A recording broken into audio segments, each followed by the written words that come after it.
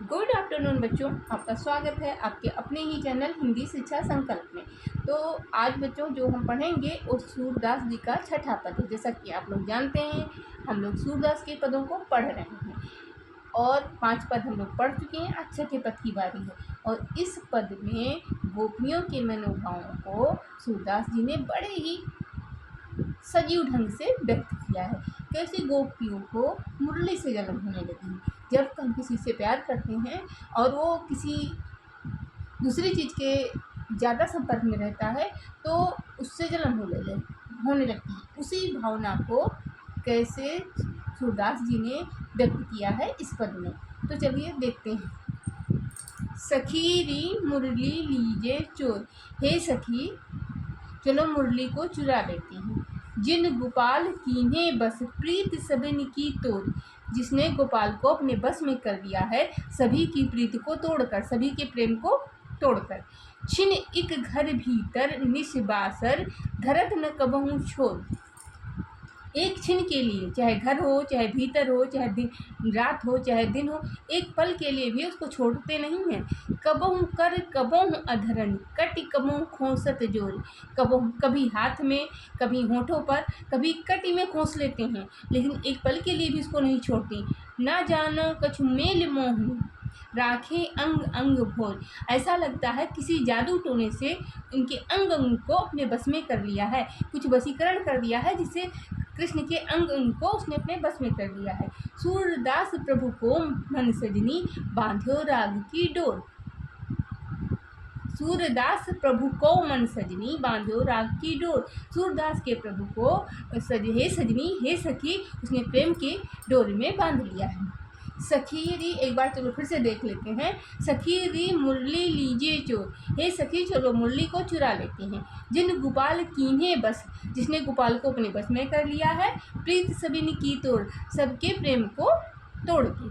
छिन एक घर भीतर निस्बासर, निस्बासर का मतलब होता है दिन या रात। धरत न कबहूँ छोड़, धरत का मतलब रखना, कबहूँ छोड़ मतलब कभी छोड़ के नहीं रखते हैं। कबहूँ कर कबहूँ अधरन, कबहूँ का मतलब कभी, कभी हाथ में और कभी होठों पर।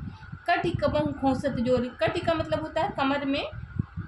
ऐसे एक भगवान कृष्ण एक दुपट्टा टाइप का, फेंटा जिसे कहते हैं, बांध के रखते थे, उसी में खोंस लेते हैं। वही कटि कबहूँ खोंसत जोर, कभी अपने कमर में खोंस लेते हैं।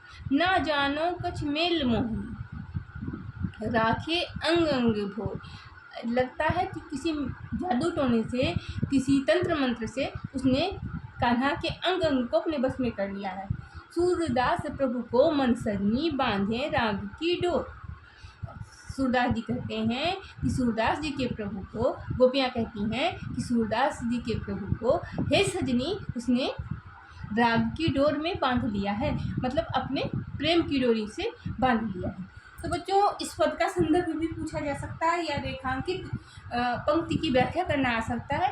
तो इसीलिए हम एक नहीं दो बार व्याख्या समझा देते हैं कि अगर किसी भी लाइन को अंडरलाइन करके रेखांकित पद की व्याख्या पूछी जाएगी तो उसे आप अच्छे से कर ले जाएं।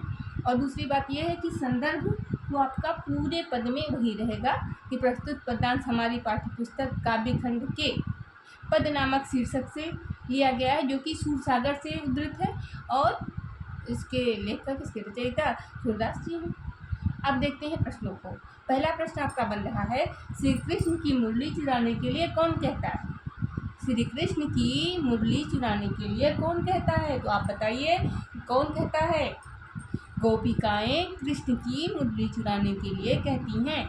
दूसरा प्रश्न आपका है, गोपाल कृष्ण को किसने वश में कर लिया है? गोपाल कृष्ण को मुरली ने वश में कर दिया है। श्री कृष्ण किसे कभी छोड़कर नहीं रखते? श्री कृष्ण बांसुरी को कभी छोड़कर नहीं रखते।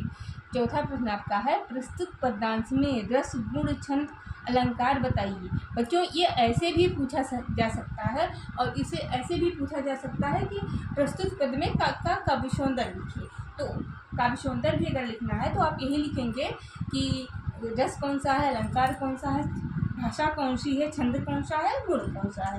तो ये देखिए प्रस्तुत पदांश में श्रृंगार रस, ब्रज भाषा, गेय पद और अलंकार आपका अनुप्रास है गुण प्रसाद और माधुर्य है। तो बच्चों अब फिर मिलेंगे नेक्स्ट वीडियो में। अगर हमारा वीडियो पसंद आ रहा है तो लाइक कीजिए, कमेंट कीजिए, शेयर कीजिए। हमें आपके कमेंट का इंतजार रहेगा कि जो भी आपको कमी लग रही है वो बताइए हमको, हम उसको और सही करें। और जो इस चीज़ की आपकी को ज़रूरत हो वो भी बताइए, जिससे हम उस टॉपिक पे वीडियो बनाएं। थैंक यू बच्चों, मिलते हैं नेक्स्ट वीडियो में।